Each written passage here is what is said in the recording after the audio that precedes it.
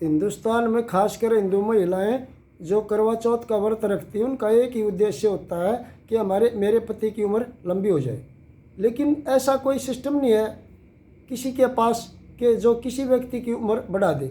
लेकिन ये एक बड़ा कन्फ्यूज़न है और बहुत पुरानी प्रथाएं, परंपराएं, रूढ़ियाँ, कुरीतियाँ हमारे समाज में बहुत ज़्यादा गहराई की जड़ जमा चुकी हैं। इनको समझने के लिए अध्यात्म की ज़रूरत होती है।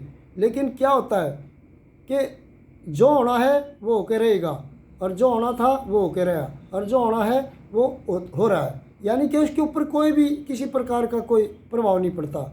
सिर्फ हमारी ये कल्पनाएं होती हैं, कामनाएं होती हैं, शायद ऐसा कुछ हो जाता है, लेकिन ऐसा कुछ नहीं होता।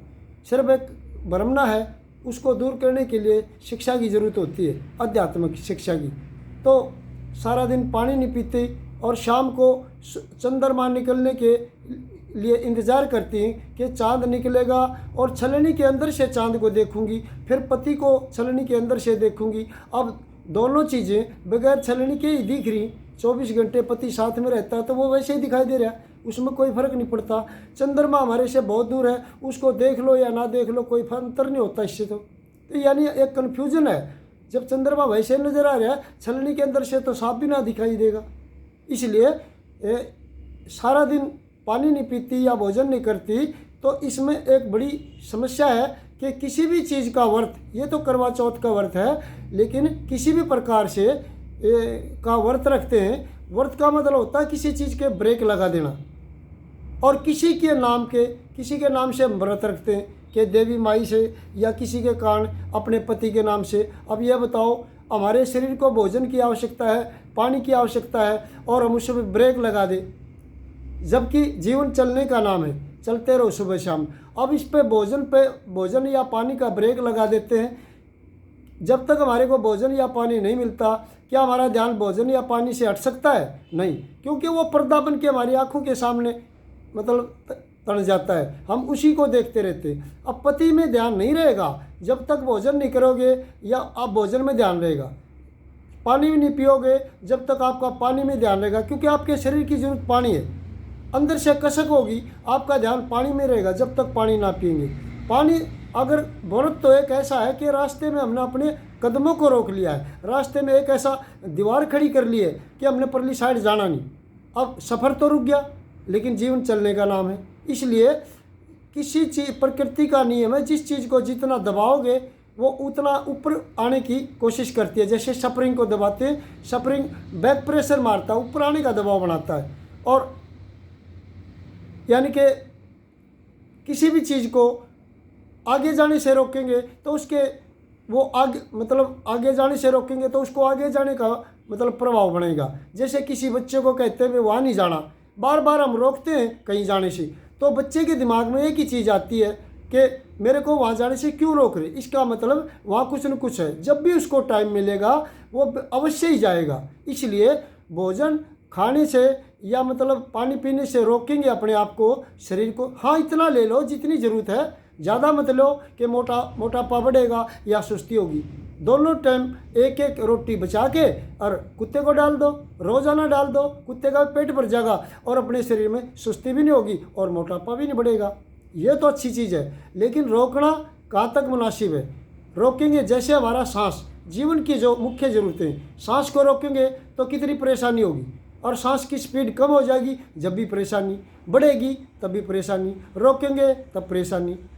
इसलिए नस नाड़ी, धड़कन, श्वास और यानी कि ये सारी चीज़ें, हमारा ब्लड का सर्कुलेशन चलता फिरता ही सब कुछ होता है। चलता हुआ ध्यान अच्छा होता है, चलता हुआ पैसा, चलती हुई हवा, चलते हुए विचार। दिमाग में विचार रुक गए, टेंशन हो जाएगी। सांस रुक गया तो हम परेशान हो जाएंगे, धड़कन रुक गई हम जब परेशान हो जाएंगे। यानी कि कम या ज़्यादा होने पर भी हम बीमार हो जाते हैं।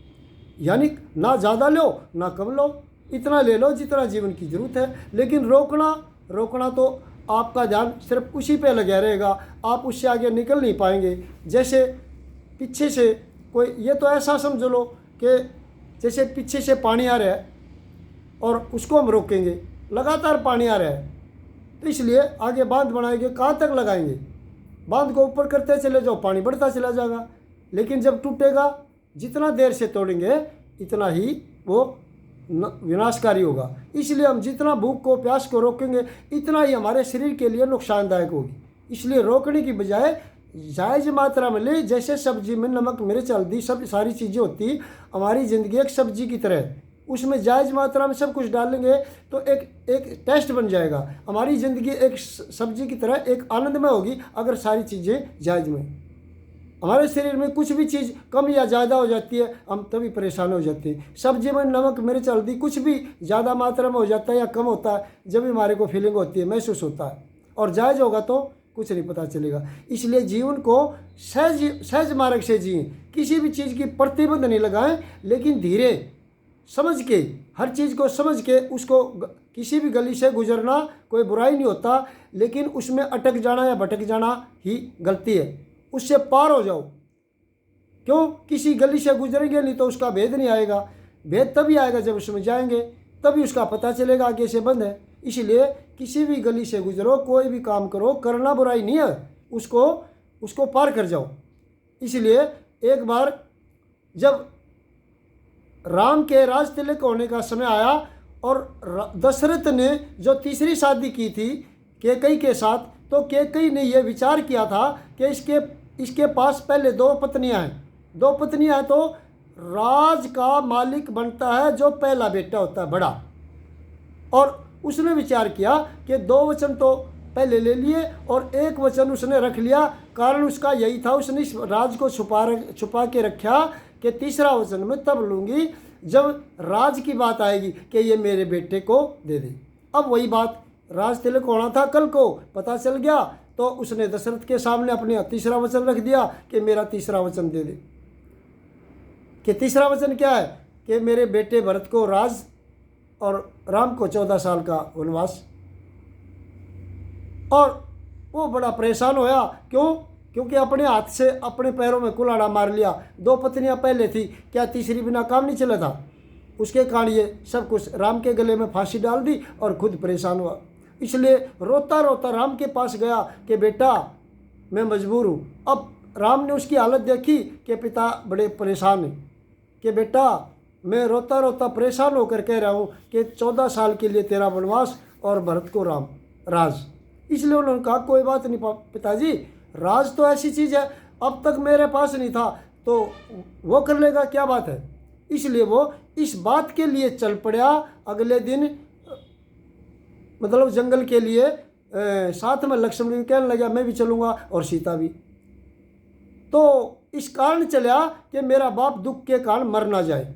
लेकिन हुआ क्या, जिस कारण से हम डरते हैं, कोई काम करते डर के, वो काम तो होना होता है, वो फिर भी होगा। इसलिए राम जब चला तो दशरथ उनका पिता महल के ऊपर चढ़ गया। देखता रहा कहाँ तक राम मेरे को दिखाई देता है। तो देखता रहा जहाँ तक दिखाई देने बंद हो गए और गर्दन को झुका दिया और नीचे गिर के मौत होगी। यानी कि जिस कारण राम गया था कि कभी मेरा पिताजी परेशान होकर मर ना जाए, वो तो फिर भी हो गया। रहना था फिर भी मरना था। यानी कि मरने वाले को मरना है, इसके ऊपर किसी की दवाई नहीं चलती। ये एक दिन शरीर छूटना है। इस शिकंजे से बाहर निकले, आत्मज्ञान को जाने कि आत्मा अमर है, शरीर सबका छूटेगा, जीवन का अंत है। जिस चीज़ की शुरुआत हुई उसका अंत जरूरी है और नई है तो पुरानी होगी। ये प्रकृति का परिवर्तनशील नियम है। इस बात को हम समझते नहीं, इसलिए कन्फ्यूजन में हम भटकते रहते। इसलिए कोशिश करनी चाहिए, ऐसा कुछ नहीं होता। इसलिए परेशान होने की ज़रूरत नहीं, भूखा मरने से प्यासा मरने से कुछ नहीं होता। इसलिए ध्यान करें। धन्यवाद।